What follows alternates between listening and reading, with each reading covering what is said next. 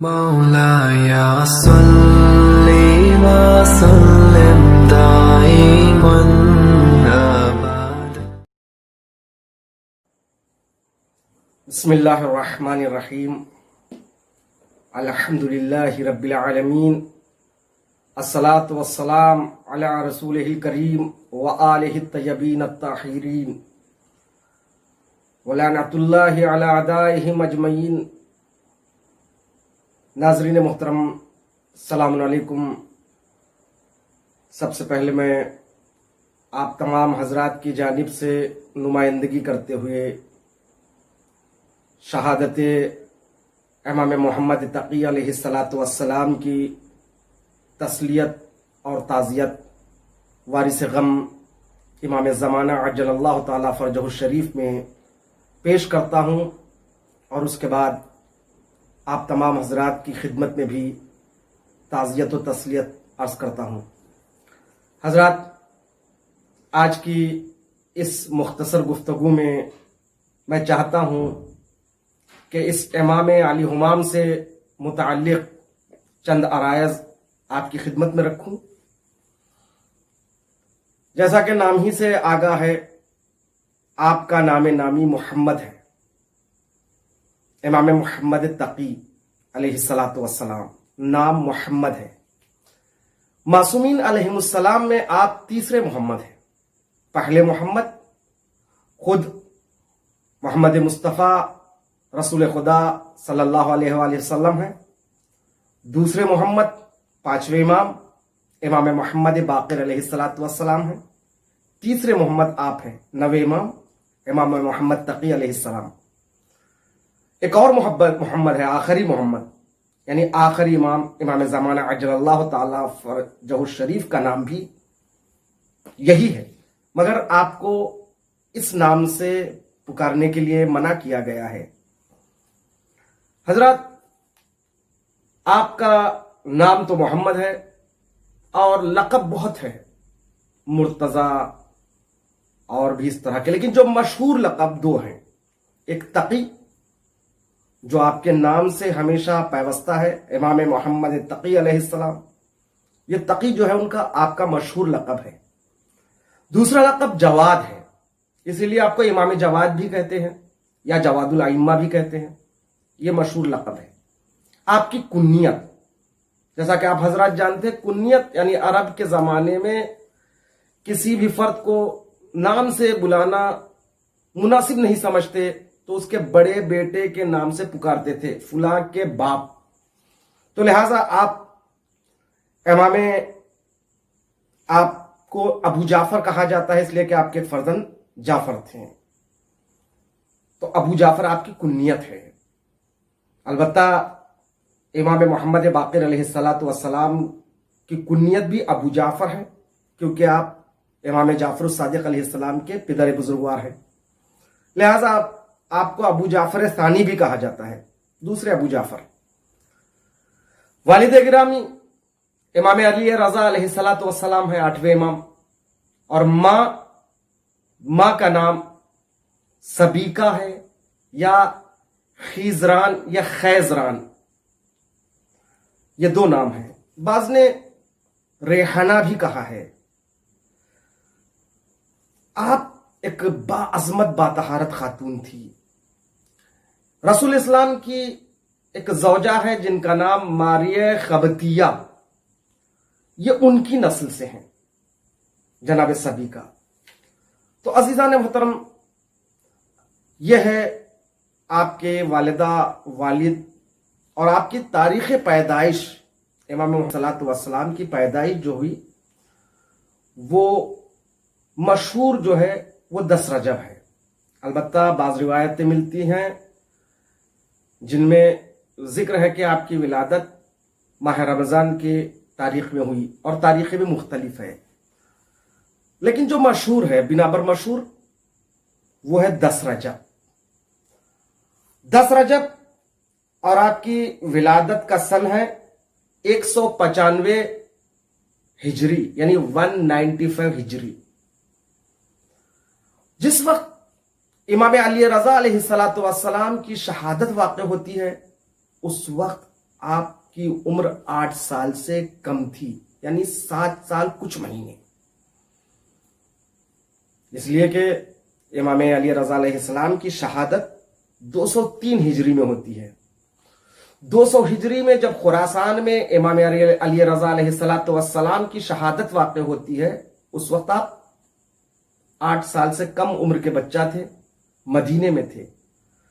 مدینے سے باعجاز آپ خراسان تشریف لاتے ہیں اور اپنے والد ماجد امام رضا علیہ السلام کی تجہیز و تکفین کرتے ہیں اور نماز جنازہ بھی پڑھاتے ہیں۔ اس کے شاہد امام علی رضا علیہ السلام کے شاگرد اور خادم خاص جناب عباس سلط ہروی اور اسی طرح ہرثمہ یہ شاہد ہے، ان سے روایات عیون اخبار رضا میں موجود ہیں۔ بہرحال کم سنی میں آپ منصب امامت پر فائز ہوتے ہیں۔ ویسے تو آپ کا ایک مشہور لقب جو ہے، آپ کو خود امام رضا علیہ السلام مولود پربرکت سے آپ کو یاد کیا کرتے تھے۔ مختلف مناسبتوں کے موقع پر امام محمد تقی علیہ السلام کو ان کے پدر بزرگوار امام علی رضا مولود پربرکت کہتے تھے۔ اس کا مطلب یہ نہیں ہے کہ دیگر ائمہ کے مقابل میں امام محمد تقی علیہ السلام کی ولادت زیادہ بابرکت ہے، ایسا نہیں ہے۔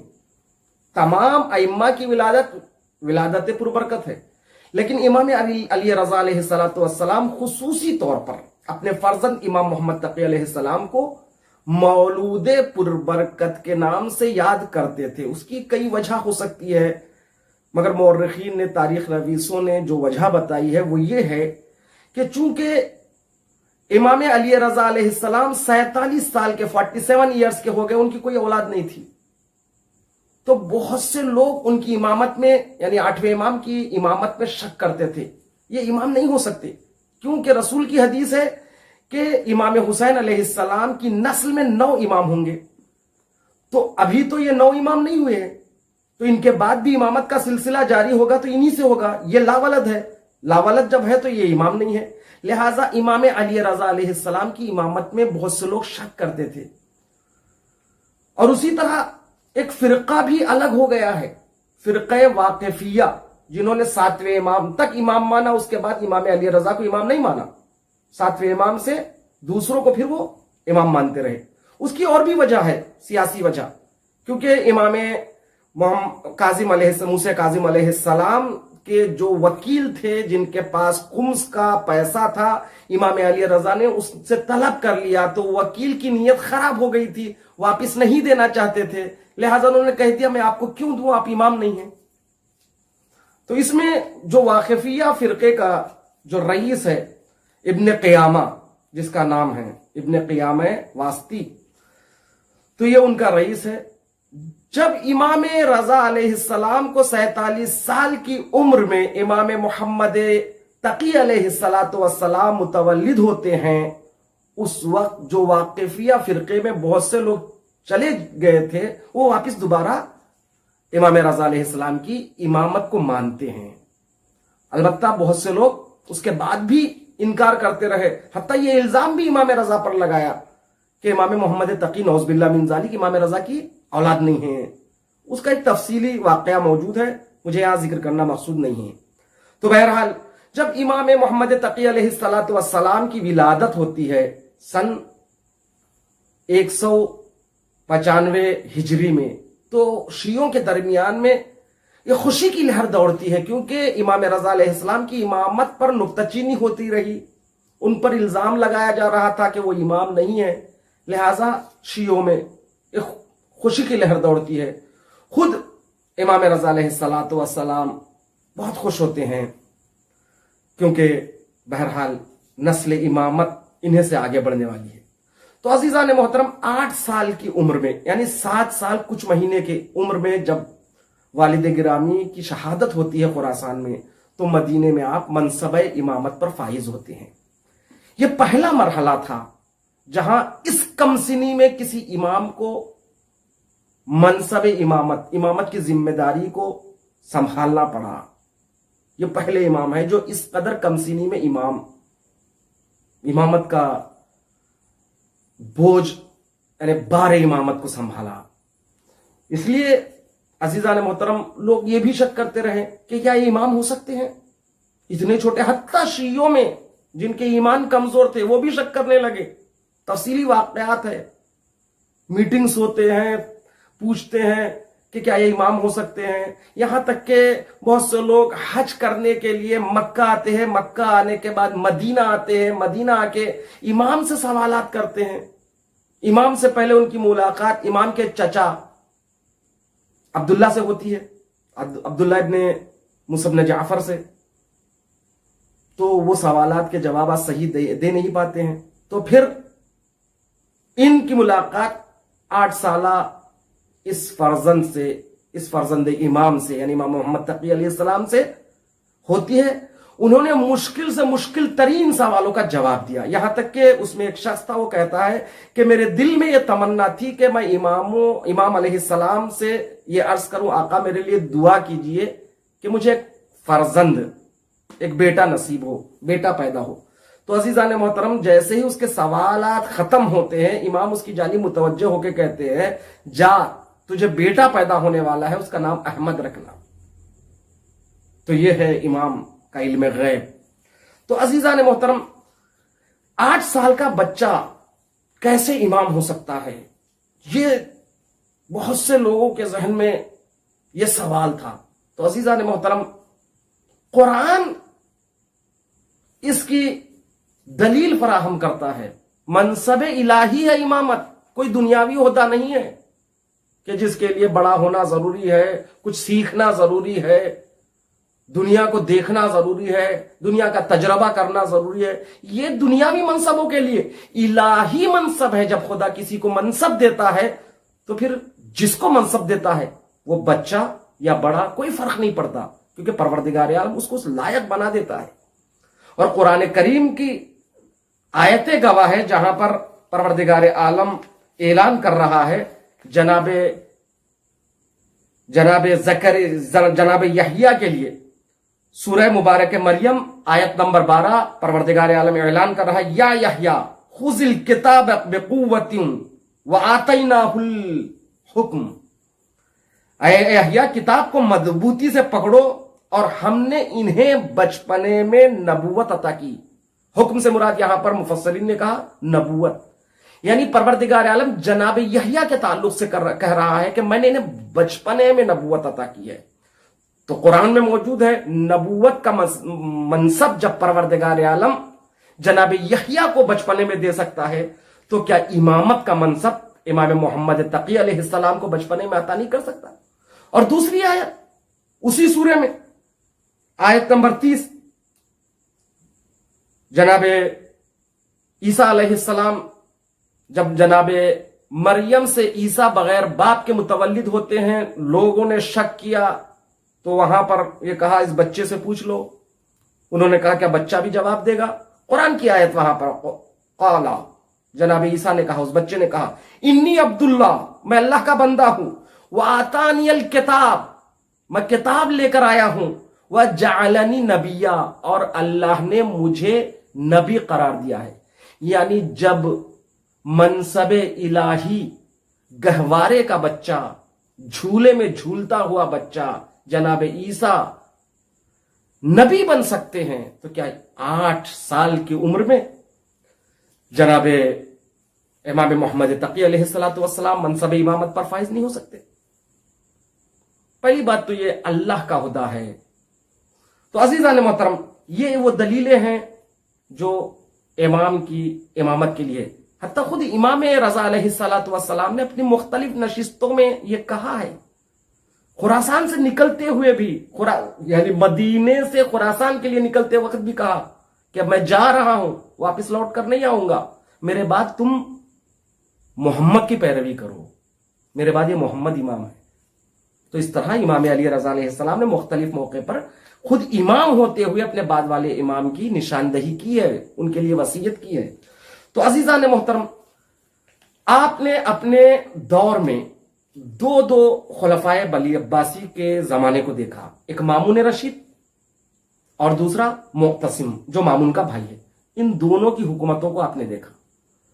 مامون کی حکومت کو 15 سال، یعنی میں عرض کر رہا ہوں عصر امامت کا عصر 17 سال ہے، یعنی 8 سال کی عمر میں تقریباً وہ امام ہوتے ہیں، یعنی منصب امامت پر فائز ہوتے ہیں، اور 17 سال مدت امامت ہے، یعنی 17 اور 8 یعنی 25 سال. کل عمر میرے مولا کی 25 سال ہے. سب سے کم عمر امام 25 سال میں شہید ہو گئے. تو 17 سال کی عمر میں انہوں نے دو خلفاء کی حکومتوں کو دیکھا. ایک مامون کی 15 سال تک، اور دوسرے اس کا بھائی معتصم. یہ 2 حکومتوں کو دیکھا.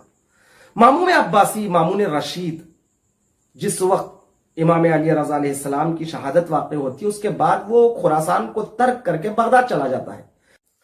جس وقت مامون رشید خراسان سے بغداد پہنچا، شاید 204 ہجری کی بات ہے، یعنی تقریباً امام رضا علیہ السلام کی شہادت کے 1 سال بعد اس نے امام محمد تقی علیہ السلام کو مدینے سے طلب کیا.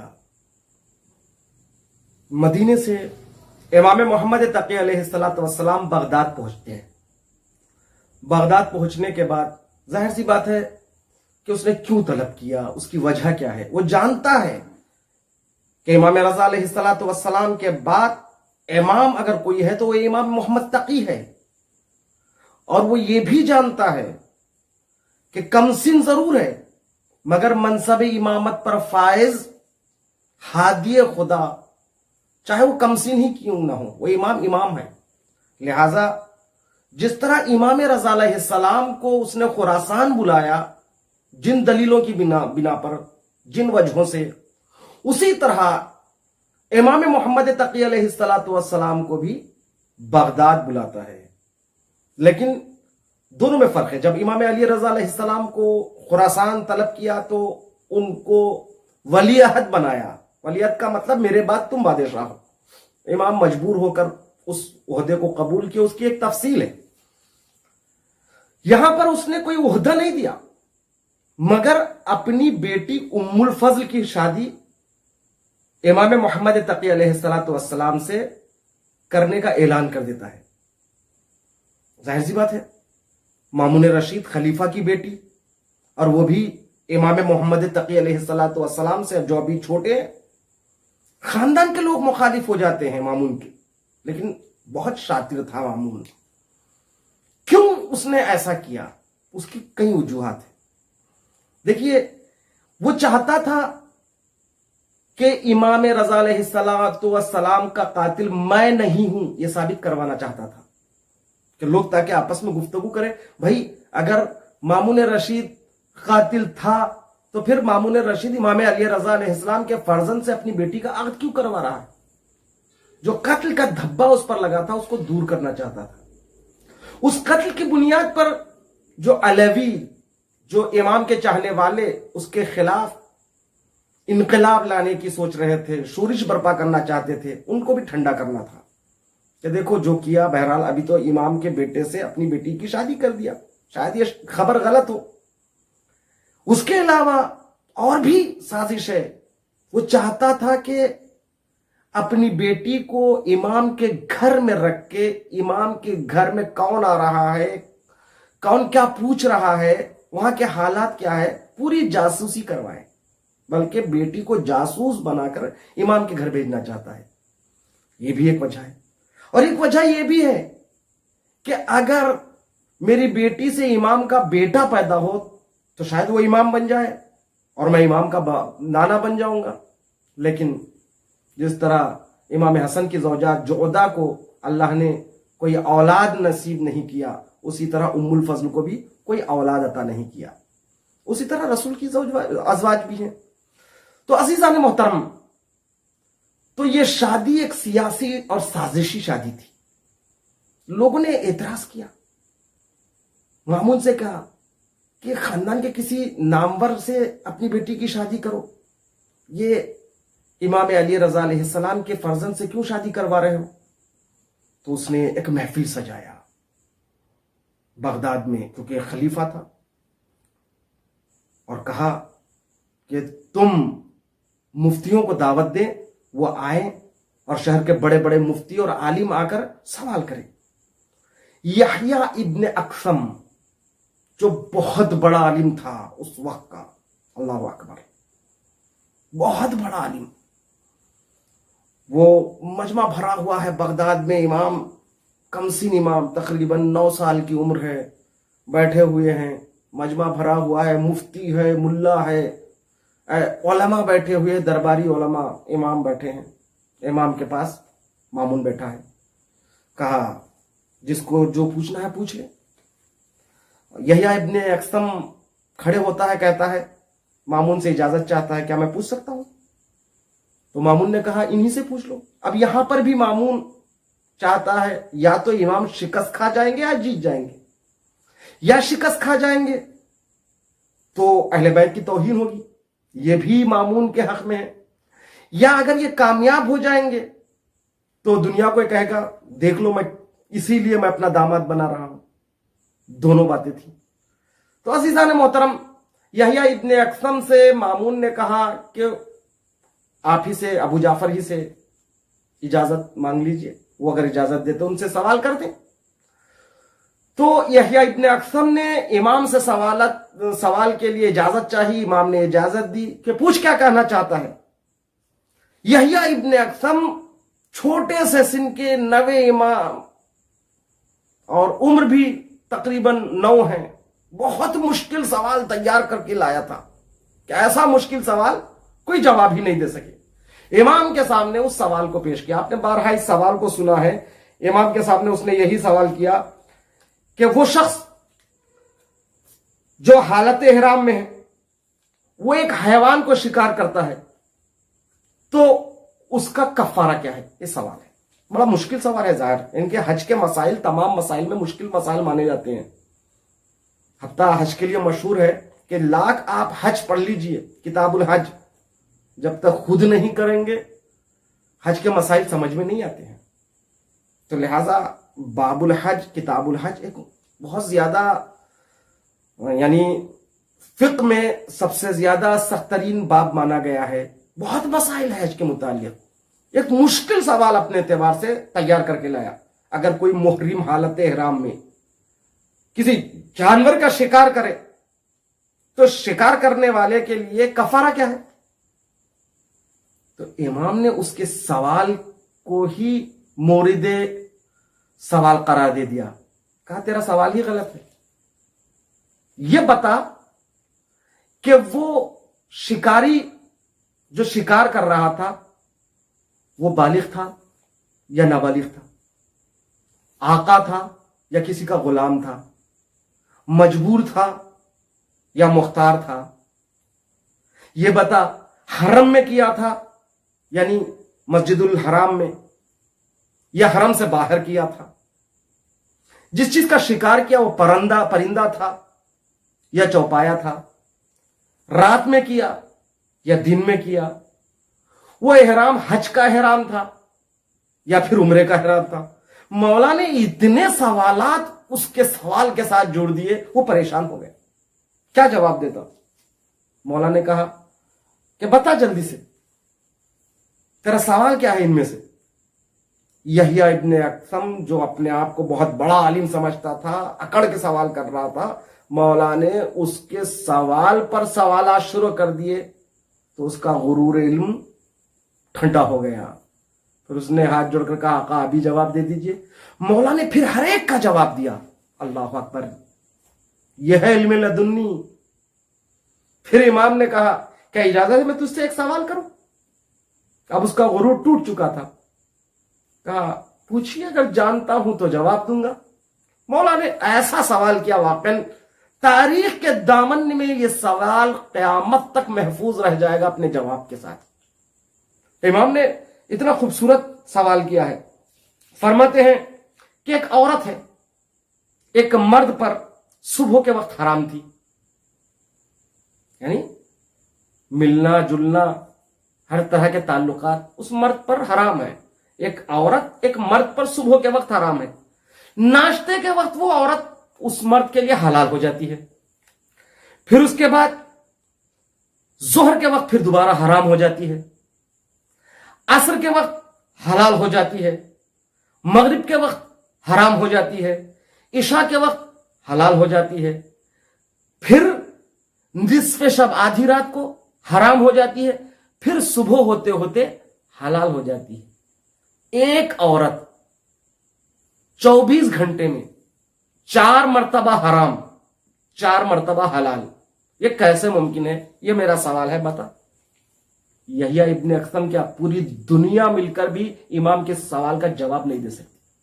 इमाम का ऐसा सवाल था। यहिया इब्ने अख्तम इस सवाल को सुनकर ही घबरा गया। काका आप ही जवाब दीजिए। जब इमाम ने इस सवाल को खुद हल किया, देखो वो औरत सुबह के वक्त किसी और की कनीज थी तो इस मर्द पर हराम थी। दिन चढ़े नाश्ते के वक्त उसने कनीज को खरीद लिया, हलाल हो गई। जोहर के वक्त उसको आजाद कर दिया, जब आजाद कर दिया कनीजी से बाहर निकल गई तो हराम हो गई।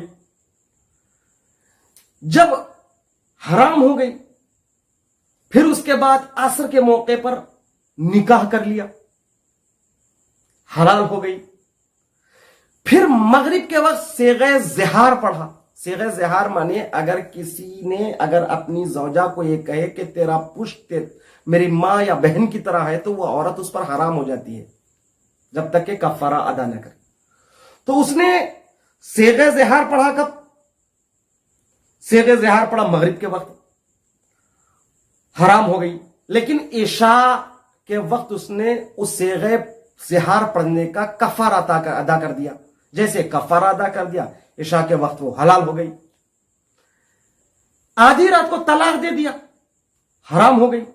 सुबह होते होते उसने तलाक, क्योंकि तलाक रजी है, तलाक रजी में वक्त है, उस वक्त से पहले रुजू कर ले तो फिर दोबारा वो हलाल हो जाएगी। सुबह होते होते उसने रुजू कर लिया, हलाल हो गई। तो इमाम ने इस तरह से इस मसले को हल किया।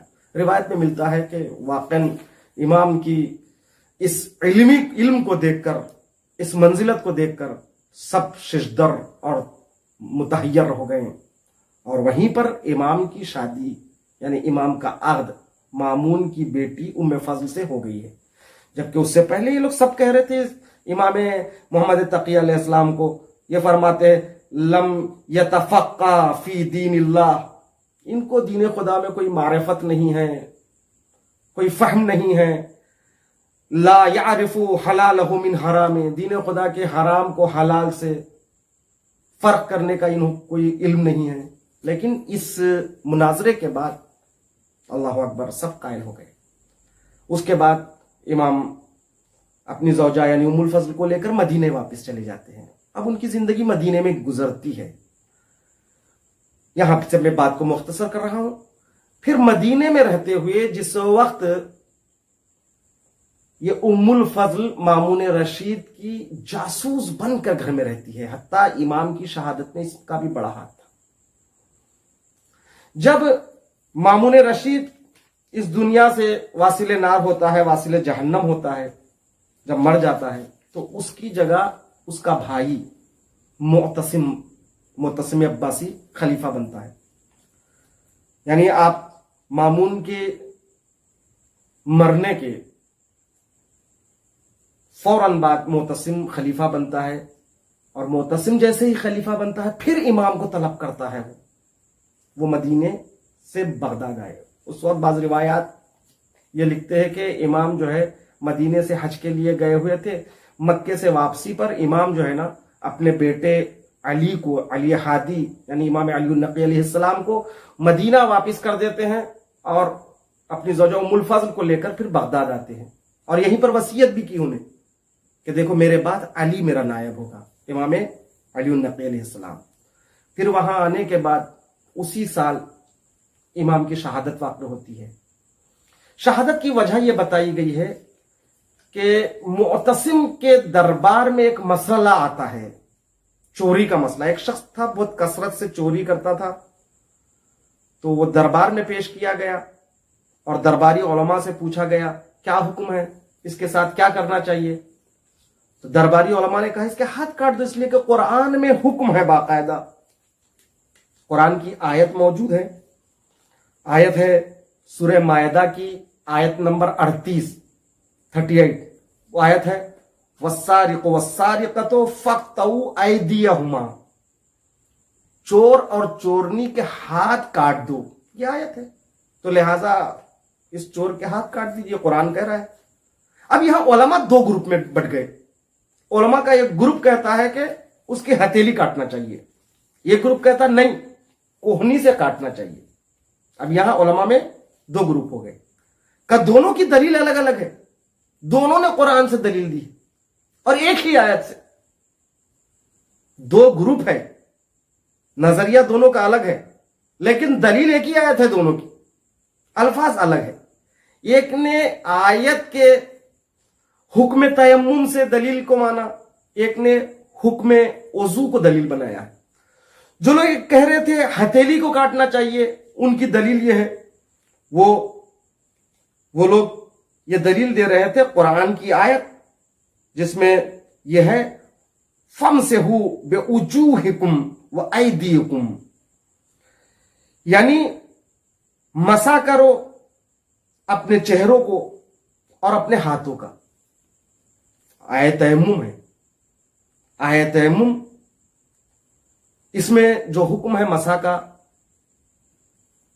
یہ اس طرح ہے، ہاتھوں کا مسا یہاں سے لے کے یہاں تک ہوتا، فَامْسَحُوا، مسا کرو، بِوُجُوهِكُمْ، اپنے چہروں کا، وَأَيْدِيكُمْ، اپنے ہاتھوں کا۔ تو آپ کیسے کرتے ہیں آپ مسا؟ یہاں سے لے کے یہاں تک، تو لہذا ایدی یہاں ہاتھ سے مراد یہاں سے لے کے یہاں تک ہے، لہذا اس کو کاٹنا چاہیے۔ دوسرے علماء نے کہا اسی آیت میں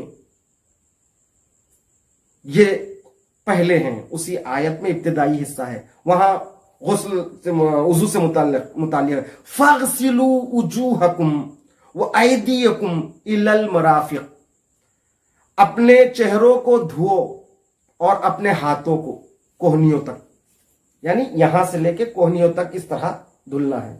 اہل سنت یوں دھلتے ہیں اور شیعہ یوں، تو ایک مسئلہ ہے، لیکن یہاں سے لے کے یہاں تک ہاتھ کا حکم ہے، لہٰذا یہاں سے کاٹنا چاہیے۔ جب دونوں گروپ میں دونوں قرآن سے استشہاد دلیل پیش کر رہے ہیں اور دونوں کی دلیل ایک ہی آیت ہے، بس فرق یہ کہ ایک تیمم کے حکم کو دلیل بنا رہے تھے، دوسرے وضو کے حکم کو دلیل بنا رہے تھے۔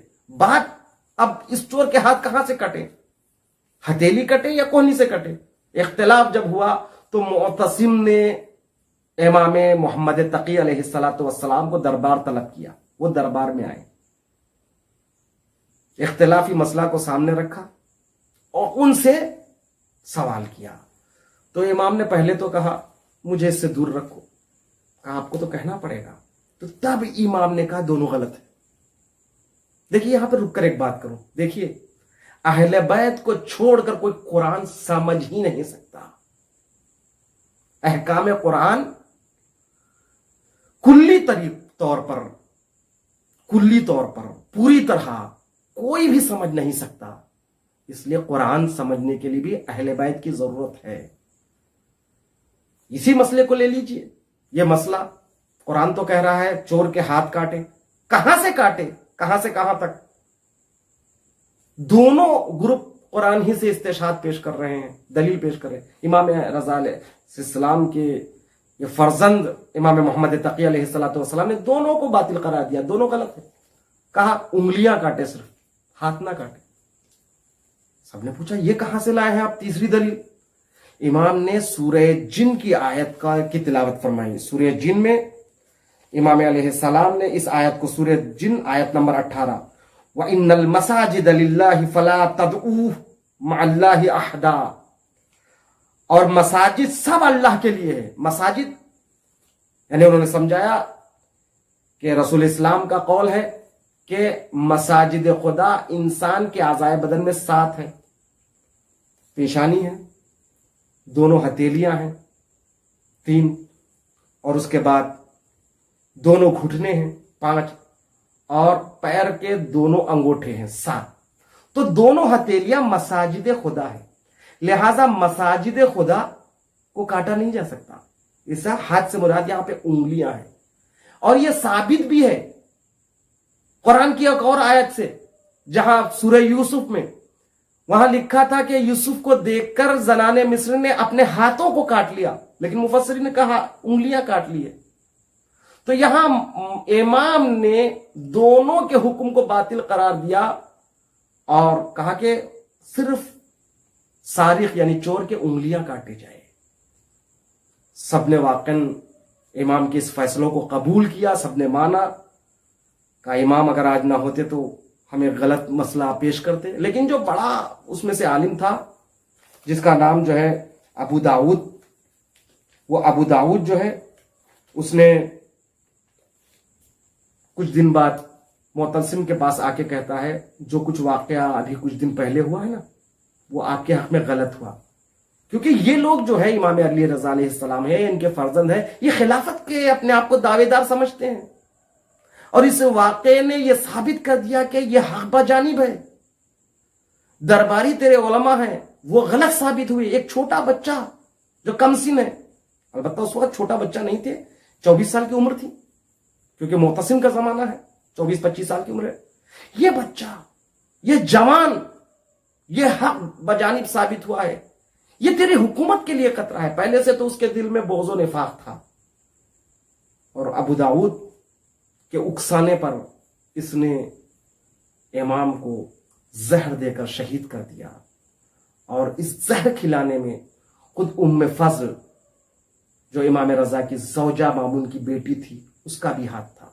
इस तरह इमाम मोहम्मद तकी अलैहिस्सलाम बगदाद में जो दूसरी मरतबा बगदाद तशरीफ लाए थे, एक मरतबा मामून के जमाने में आए थे, दूसरी मरतबा मुअत्तसिम के जमाने में आए थे। आके अभी कुछ दिन नहीं हुए थे कि इमाम की शहादत वाक़ होगी। उधर इमाम अली नक़ी अलैहिस्सलाम को मदीने में इसमें की खबर हो जाती है। तो अज़ीज़ान मोहतरम, आपको आपके जद्द अमजद इमाम मूसा काज़िम अलैहिस्सलाम की कब्र के किनारे उसी बगदाद से फासले पर जो आज काज़मिया के नाम से एक शहराबाद है, जिसे हम काज़मेन कहते हैं, वहीं पर आपको दफन किया गया है। आज जो भी जियारत के लिए जाता है, दूर ही से 2 गुंबद नजर आते हैं। एक गुंबद इमाम मूसा काज़िम अलैहिस्सलाम की कब्र का, एक गुंबद जो है इमाम मोहम्मद तकी अलैहिस्सलाम की कब्र की निशानी है। 2 गुंबदें ये काज़मिया में दोनों इमाम मदफून हैं। तो मैं आज तस्लियत पेश करता हूँ इस इमाम की, आलम गुरबत में आपकी शहादत हुई। बस एक इमाम अलैहिस्सलाम की एक हदीस को बयान करते हुए अपनी बात को तमाम करना चाहता हूँ, ताकि इमाम का पैगाम शहादत के दिन आप तक पहुंचे। इमाम इरशाद फरमाते हैं, ला तुआलिजुल अम्र क़ब्ल बुलूगिही वला यतूलन्नल अमलु फतक़सु क़ुलूबकुम वरहमू दुअफ़ाकुम वत्लुबू मिनल्लाहिर रहमा बिर्रहमति मिनहुम। अल-फ़ुसूलुल मुहिम्मा सफ़ा नंबर 219। मौला फरमाते हैं, ला तुआलिजुल अम्र क़ब्ल बुलूगिही, जिसका वक्त अभी नहीं आया उस काम को अंजाम ना दो। वक्त से पहले किसी काम को ना करो। हर एक का वक्त है, उसको उसी वक्त पर करना है। जोहर के वक्त शुरू होने से पहले नमाज जोहर पढ़ना है, उससे पहले पढ़े तो फायदा नहीं। उसी तरह कुछ इक़दामात, कुछ काम करने का एक वक्त मुअय्यन है, उसी वक्त पर उसको अंजाम देना चाहिए। दूसरी बात मौला फरमाते हैं, वला यतूलन्नल अमल फतक़सु क़ुलूबकुम, और लंबी चौड़ी आरज़ुएं ना करो, इससे कसावत कल्ब, इससे आपका दिल जो है ना सख्त हो जाता है, कसावत कल्ब का सबब बनता है। इंसान इस दुनिया में रहना है, कुछ दिन के लिए आया है, फिर चले जाना है उसको इस दुनिया से दारे आखिरत की तरफ। लिहाजा बहुत ज्यादा लंबी चौड़ी उम्मीदें लेकर मत रहो, वरना उम्मीदों के चक्कर में आप फिर वाजिबात को तर्क कर दोगे। उम्मीदों को आप अमली जामा पहनाने के लिए, आरजुओं को अमली जामा पहनाने के लिए आप फिर हलाल हराम का फर्क नहीं करोगे पैसा जमाने के लिए। यहां तक कि खुम्स व ज़कात भी नहीं देंगे, कहीं पैसा घट जाएगा, उम्मीदें पूरी नहीं होगी। لہذا مولا فرماتے ہیں خساوت قلب کا سبب ہے طویل امیدوں کو اپنے دل میں جگہ دینا. تیسری بات اسی میں فرماتے ہیں مولا وارحموا ضعفاءکم، کمزوروں پر رحم کرو، ان پر رحم کرو کمزوروں پر. وارحموا ضعفاءکم واطلب من اللہ رحمہ، اور اللہ سے طلب رحمت کرو. بالرحمت فیہم، ان کمزوروں پر آپ رحم کرتے ہوئے. تو عزیزان محترم یہ مولا کا قول ہے. پروردگار ہم سب کو مولا کے اس قول پر عمل کرنے کے لائق بنا دے، ہمیں توفیق عطا فرما. پھر ایک مرتبہ آپ تمام حضرات کی خدمت میں روز شہادت کی تسلیت اور تعزیت پیش کرتا ہوں. پروردگار ہم کو جلد سے جلد امام محمد تقی علیہ السلام کی روزے کی زیارت معرفت کے ساتھ کرنا نصیب فرما. والسلام ورحمۃ اللہ وبرکاتہ.